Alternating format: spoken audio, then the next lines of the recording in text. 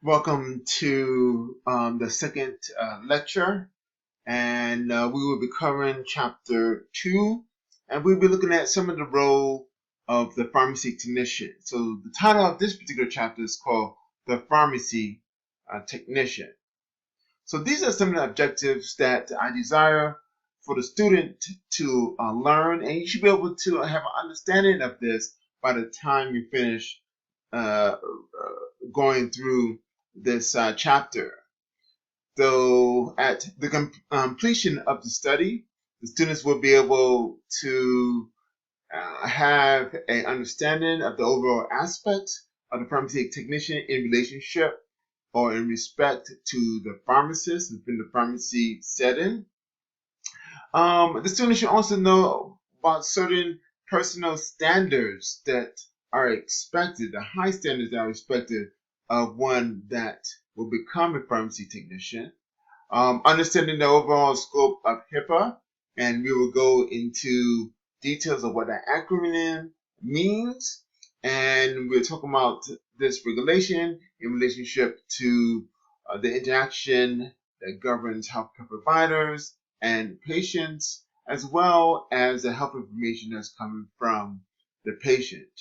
And also, the students should have an understanding of what the technician must do in order to become trained and certified, and how certification is renewed. So let's look at Think It Through, which is at the beginning of the chapter.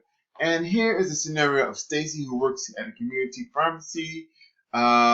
She wants to gain her certification in pharmacy technician credential. How do you go about doing this? So Stacy can earn her credential. That's one of the questions that should be asked as you read.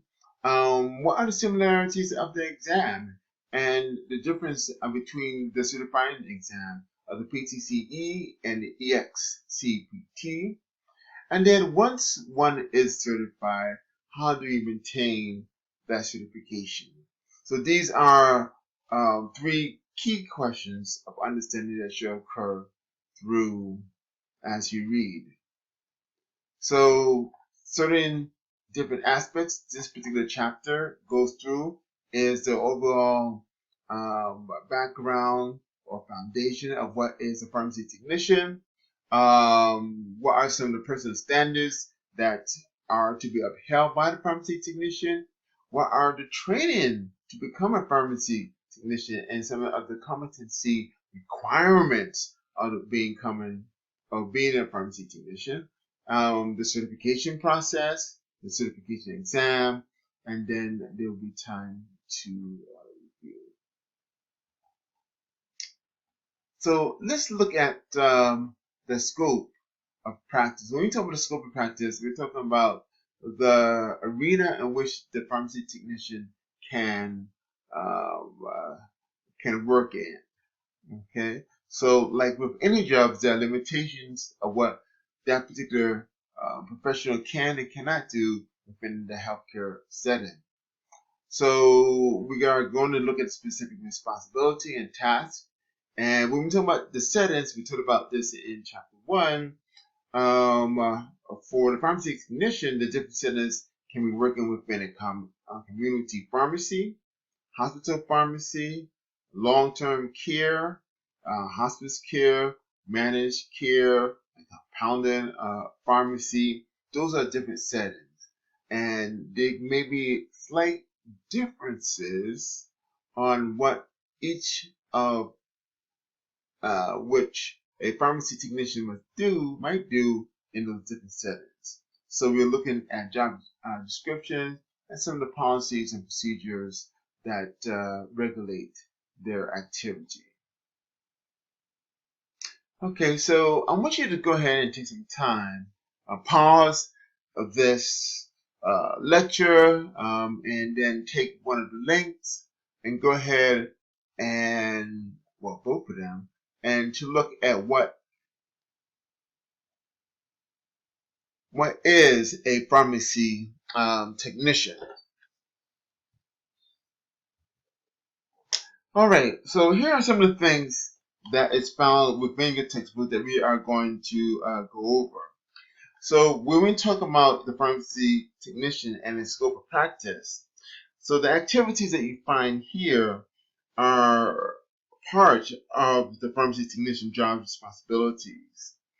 Again, the different type of responsibilities may differ by the settings, and we talked about the different type of settings that the pharmacy technician may work in.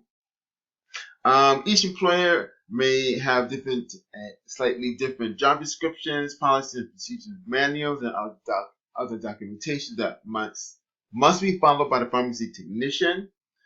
And what an individual may or may not do within a particular job is called the scope of practice, and that's a term that you should be familiar with.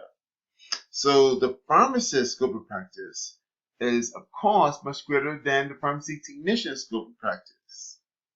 So all technicians are required to know specifically what tasks they may or may not do, as well as the tasks that must be performed by the pharmacist. Again, the scope of practice is the limitations of activities that is performed by particular individuals. And here we talk about it as relates to the pharmacy. So you have different type of terms that will determine what a pharmacy technician would do, such as taking the patient information. That could come by talking to the patient and getting the information in terms of determining which prescription belongs to which patient. Filling prescriptions. That is, a prescription comes in and you're now putting the pills within the vial and making sure that is the right amount, the right type to get to the patients, so when they pick it up, that it will be the correct medication. Compounding. Many community pharmacists don't really do compounding. Here, we also talk about a compounding pharmacy in which you would take two different chemicals and mix them together. Working with a healthcare team, that is very important. There's a hierarchy dealing with medication, and so following the rules, following the policy is something that will allow for a smooth environment, an environment in which everyone can work well. Ordering. Many times, in many cases, you may run out. And so it's a pharmacist's mission to call the manufacturer to send or the distributor to send that particular medication so that it will be stocked and ready for patients. Inventory control. You must know what's going out and what's going in. That helps with the cost maintenance. It helps in determining what is there. Using a computerized pharmacy system. And we talked about the many different aspects of a computerized pharmacy system in the previous chapter, chapter 1. For example, as a quick review, putting in patient profile, having prescriber's profile, education of the patient, product selection can be useful, computer can be very useful. Maintaining the inventory, labeling, automatic labeling is sometimes possible in many pharmacies. Security, dealing with the passcode, the user ID. Pricing, making sure that there's a understanding of what is best practice in terms of pricing. Management reporting, the regulatory bodies, the corporate office want to know what's going on within the pharmacy, and so being able to obtain a report of some of the things that they mentioned. For example, inventory is something that's very, very important, and of course, billing. Charging for the services provided by the pharmacy technician. So all of these are the responsibilities that many pharmacy technician will do in many different settings that we have talked about. So the pharmacy technician, again, play a very vital role within the pharmacy. In healthcare, the technician are the individuals who are given and basically live a training, and they are designed to help perform specific tasks. If you go back here, we talk about those tasks. Receiving prescription, taking patient information, filling prescription, compounding, working with the healthcare team, ordering, inventory control, using a computerized pharmacy system are all part of those particular tasks. So the pharmacy technician perform such tasks as filling prescription, packing doses, performing inventory control, and keeping record. And I cannot reiterate that it is a well skilled pharmacy technician that's at the top of the game that's able to perform these particular functions well.